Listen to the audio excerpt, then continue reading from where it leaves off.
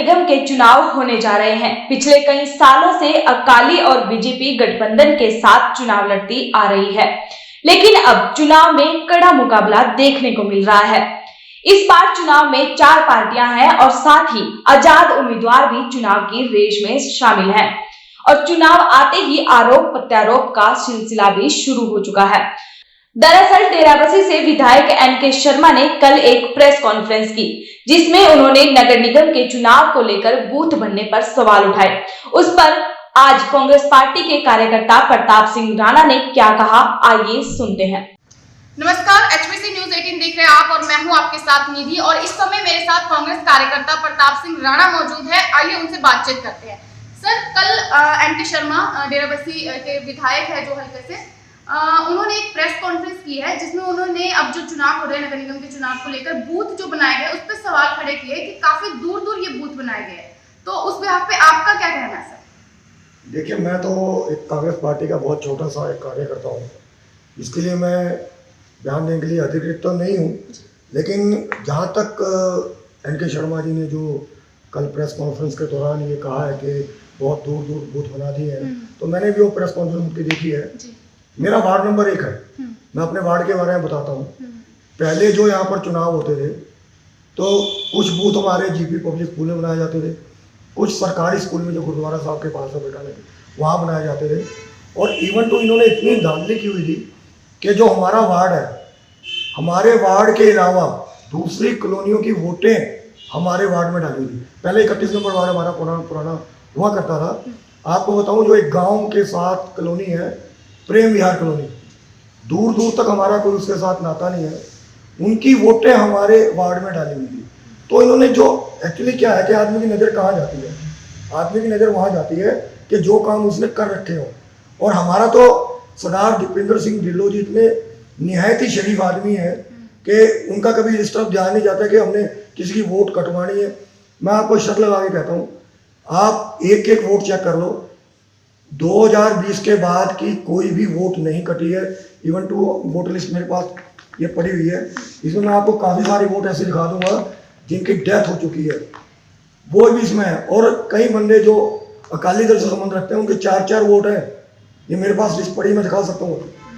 ये तो आरोप प्रत्यारोप करने का इनका जो अभी क्या कारण क्या है। जब यहाँ पर कोविड-19 की महामारी फैली, लोगों को इनकी ज़रूरत थी, तब ये अपने घरों में छुपे रहे।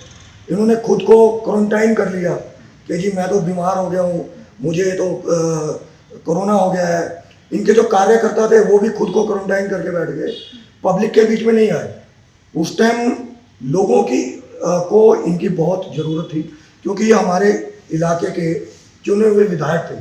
विधायक ने किसी भी कॉलोनी में जाके, जहाँ पे हमारे प्रवासी मजदूर रहते थे या आम जो कामगार लोग हैं, जैसे कोई पेंटर है या कारपेंटर है या कोई राजमिस्त्री है, प्लम्बर है, जो रोज़ दिहाड़ी करके अपनी जीवन याचिका चलाते हैं, उनका हालचाल नहीं पूछा। हमने अपनी जान की परवाह ना करते हुए पूरा कोविड-19 लॉकडाउन के दौरान लोगों की सेवा की है और दिल से की है। हमने प्रवासी जो हमारे स्थानीय निवासी थे जो यहाँ पर लॉकडाउन में फंस गए थे, उनके लिए लगातार लंगर हमने चला के रखा है यहाँ पे। उसके बाद इन्होंने ही ऑब्जेक्शन उठाए कि जी ये लंगर लगा रहे हैं, बीमारी फैलेगी। हमने सरकार की बात मानते हुए लंगर बंद करके लोगों के घरों में राशन पहुँचाया, सूखा राशन। हमारे पास बड़े सीमित सोर्स थे, मैं पेंशन लेता हूँ, जितनी पेंशन मिलती थी उसमें से अपने घर का खर्च 5-6 हज़ार निकाल के बाकी सारे पैसे जो है लोगों के बीच में हमने राशन बांटने में लगाया। ये हमारा दायित्व था, क्योंकि जो लोग यहाँ फंसे हुए थे उनका यहाँ पर कोई सहारा नहीं था। सहारा जो था, जो लोकल विधायक थे वो उस टाइम घरों में क्वारंटाइन थे। दूसरा, जो अब ये जो कह रहे हैं, आरोप लगा रहे हैं इस तरह के, कांग्रेस ये कर रही है, कांग्रेस ने इस तरह की वोटें वहाँ डलवा दी, ये सिर्फ इनकी हताशा झलक रही है, क्योंकि इनको हार दिख रही है। ये डेवलपमेंट के बारे में नहीं बता रहे कि हमने क्या डेवलपमेंट कराई है, ये नहीं बता रहे कि फ्यूचर प्लान क्या है, सिर्फ ये कह रहे हैं हमारी वोट वहाँ ट्रांसफर होगी। अरे तुम फ्यूचर, अगर तुम्हारी वोट कहीं भी ट्रांसफर हुई है, मैं मान लेता हूँ आपकी बात, आपके माध्यम से एक बात कहना चाहता हूँ कि अगर वोट आपकी कहीं ट्रांसफर भी होगी, अगर वो आपकी है तो वहाँ पे जो भी कैंडिडेट आपका है उसको तो पड़ेगी ना।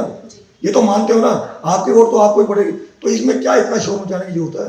अरे आप तो इतने तीसरी बार विधायक बने हैं, तभी चेहरा दिखाते हैं लोगों को जब चुनाव आते हैं।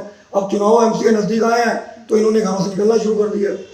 सर एक और बात, जैसे नगर निगम के चुनाव पिछली बार भी होते आए हैं और जो अकाली और बीजेपी का गठबंधन है वो जो बहुत पुराना गठबंधन है, लेकिन अब जो चुनाव होने जा रहा है उसमें एक महामुकाबला देखने को मिल रहा है क्योंकि अकाली और बीजेपी अलग अलग चुनाव लड़ेंगे। तो ये जो सवाल खड़े किए जा रहे हैं अकालियों की तरफ से कि बूथ दूर दूर बनाए जा रहे हैं, कोई भी जो भी उन्होंने कल प्रेस कॉन्फ्रेंस में सवाल उठाया, तो इस तरह से पहले भी अकालियों की तरफ से उठाए गए ऐसे कोई सवाल? देखिए मैं तो एक बात बताऊंगा, ये जो हमारे श्री NK शर्मा जी विधायक है यहाँ के, ये 22 लाख यहाँ पर विधायक बनते रहे, इन्होंने कोई मेहनत नहीं की है। 22 लाख का मैं बताता हूँ आपको क्या कारण था। ये जो हमारा जीरकपुर और डेराबस्सी का जो हमारा विधानसभा क्षेत्र है, इसमें ये एक तरह से मिनी इंडिया है। यहाँ पर भारत के कोने कोने से लोग आकर यहाँ पे बसे हुए हैं। कुछ जो चंडीगढ़ में नौकरियाँ करते थे, सस्ते मकान के चक्कर में यहाँ पर उन्होंने प्लाट लेके मकान बनाए हैं। तो यहाँ पर हर कम्युनिटी का लोग है।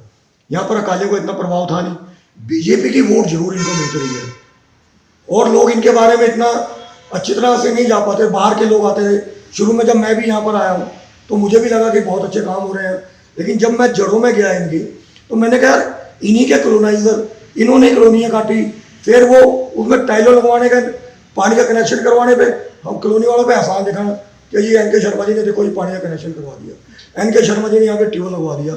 मैं एक बात कहना चाहता हूँ, जब भी चुनाव आते हैं, विधायक के हों या MP के हों या MC के हों, इनको नहरी पानी याद आ जाता है और चुनाव खत्म होते ही वो भूल जाते हैं ट्यूबवेल लगवाने के ऊपर इनका जोर है।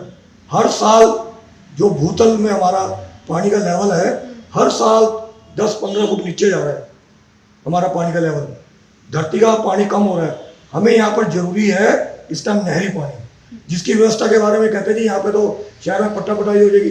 पट्टा पटाई तो एक बार होगी ना, लेकिन आने वाले 50 साल 100 साल का तो हमारे आने वाले पीढ़ियों को आराम हो जाएगा। हमारी यही महसूस होती थी, आप ना आने वाले 50 साल का फ्यूचर देखो हमारे शहर के लिए। ये हमारा जीरकपुर जो है आज से 10 साल पहले गुड़गांव से अधिक डेवलप हो सकता था, लेकिन इनकी सोच क्या थी, छोटी छोटी मतलब जो जैसे जीरकपुर का ये बटाना लगा लो, बटाना बहुत ज़्यादा यहाँ पर आबादी पिछले 1 साल में बढ़ी है। जो बड़े प्लाट से इन्होंने पॉश कॉलोनियाँ कह के इन्होंने प्लाट वहाँ पे 8-8 मरले के 10-10 मरले के प्लाट बेचे। इनके पार्षदों ने उनके टुकड़े कर करके 3-3 मरले के 4-4 मरले के प्लाट करके बेचे। ये काम था इनका। ये बताते थे कि हमने ईमानदारी से काम किया है, हमने किसी से 1 रुपया नहीं लिया। तुम्हें रुपये लेने की क्या जरूरत है? तुमने तो दुकानें ऐसी खोल रखी थी, तुम्हारे पास तो अपने आप रुपये आ रहे थे, लोग परेशान हो गए तुम्हें पैसे देके जा रहे थे। ये इनका कार्यकाल है।